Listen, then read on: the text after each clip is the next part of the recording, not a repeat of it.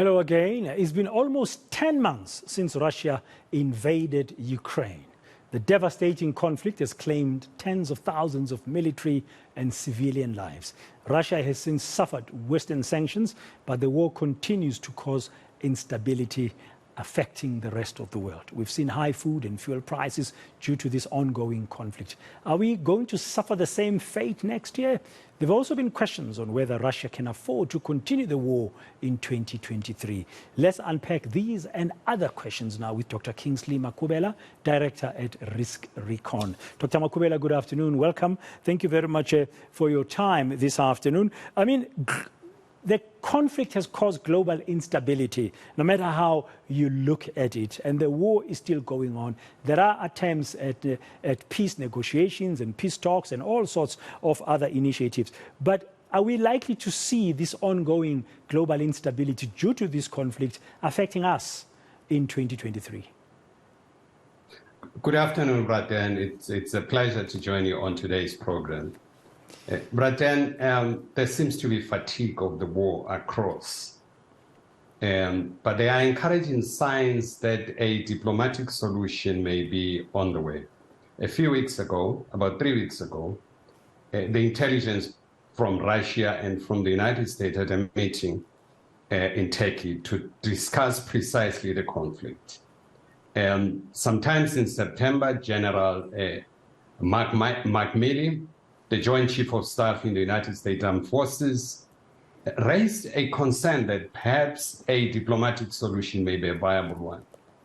Last week, we've seen President Biden issuing out a statement that he would not mind having a summit with President Putin as long as the latter, or the former, the latter is interested also in finding a peaceful solution to the conflict. So the dynamics are changing, and the mood is changing around the world. There's been discussion between Xi Jinping and Biden, which it's another area of tension that has been building. But I think the consequences of the war is also starting to affect the West. There's a challenge of supply of howitzer mortars to Ukraine from the West. They've depleted their stock. So the war is taking a heavy toll. The level of inflation in the West is going too high. The level of poverty, disruption of logistics systems around the world, all these things are having a negative impact on the global economy. And that's why you're starting to see a willingness to talk. And I think a willingness to talk would be the best option. You don't want this conflict to become what we call intractable conflict, which means new issues will come up. The original causes of the conflict will disappear, new ones will come up, and it becomes very difficult to resolve. Okay, so should we expect less instability if this willingness to talk bears some fruit? The instability has been quite huge in terms of financial markets. I think people are starting to bleed a lot. There's been a change of government in Italy. The far right took over, less willingness to continue with the conflict. In Washington, the House is now controlled by the Republicans. They've clearly stated their unwillingness to keep on pumping weapons into Ukraine. I think once these issues are addressed and the negotiation begins, there will be some level of confidence that will give hope to all of us around the world, and to start opening lines of logistics for supply, particularly food security in countries, in poor countries like here in Africa and around the world, the fertilizers and so on. It will be very helpful. I think it will start to build some confidence, and we may start to see disappearance of this instability and huge demonstrations that we are seeing in most capitals in the West. Yeah. So this conflict has raised lots of questions, and you at RiskRecon, among many other analysts of risk globally and where our country would stand in this thing, in being impacted by this conflict, have begun to be talking about a new world order. Has the Russia-Ukraine conflict led or firmed up to the emergence of a new world order? And if so, what could it look like? Those are actually the unintended consequences of the conflict. And to a large extent, the intransigent of the West for unilaterally imposing sanctions. Some of the sanctions that are actually extraterritorial, that requires countries that are not part of that to observe and implement those sanctions. So countries have started to trade in their own currency, so they're undermining the dollar. Countries like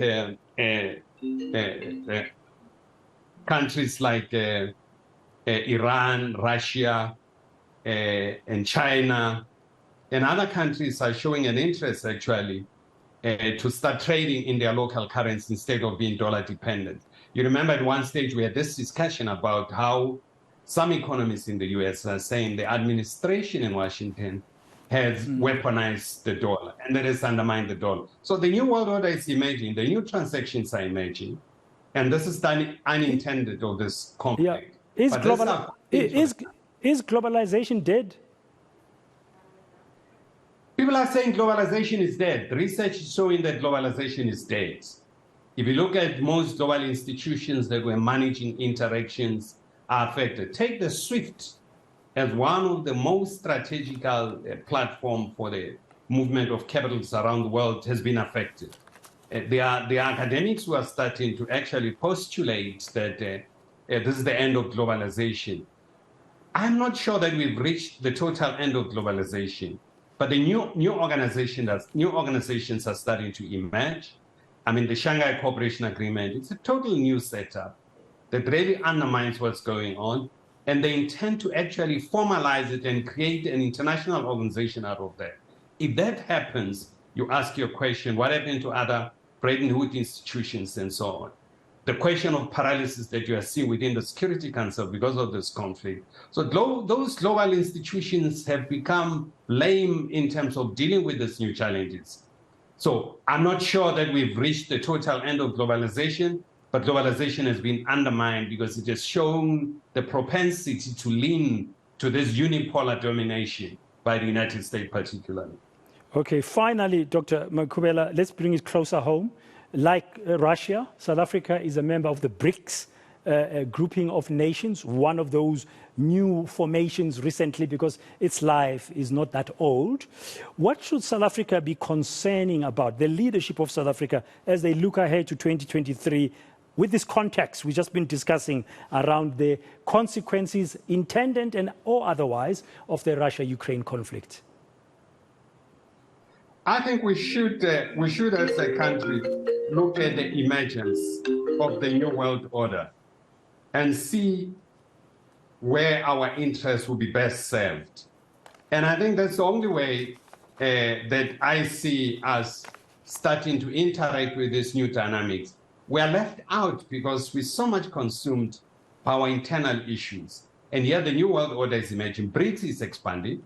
The Russians, and not the Russian, I beg your pardon, the Chinese are actually starting to think that the strategic global partners within the African continent are countries like Algeria and Egypt. They no longer see us as strategic as such because we are not an active participant in some of these global challenges that are emerging because of we are consumed by our internal differences. Okay, thank you very much for your time and insights as always. Dr. Kingsley Makhubele, Executive Director of RiskRecon.